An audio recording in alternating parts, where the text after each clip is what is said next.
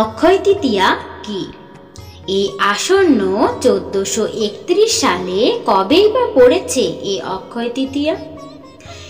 এই অক্ষয় শব্দের মধ্যে কি এমন বিশেষ গুরুত্ব লুকিয়ে রয়েছে, সেই বিষয়ে আজ আমরা জানব। তো ভিডিওর শুরুতেই সকলকে জানাই অসংখ্য স্বাগত।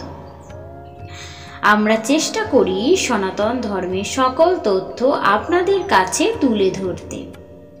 তো চলুন ভিডিওর মূল বিষয়ে যাওয়া যাক। অক্ষয় তৃতীয়া হলো বৈশাখ মাসের শুক্লপক্ষের তৃতীয়া তিথি।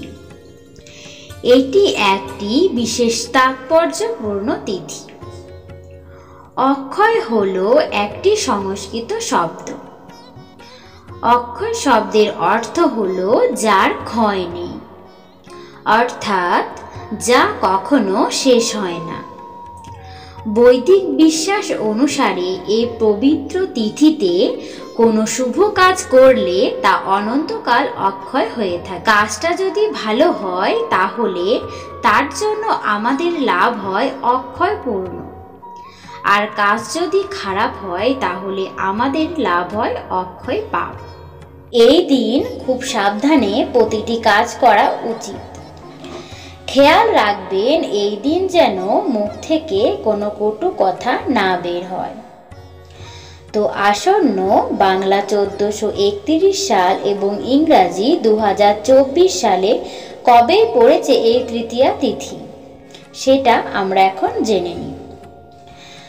আগামী 27শে বৈশাখ এবং ইংরাজি 10ই মে এই অক্ষয় তৃতীয়া তিথি।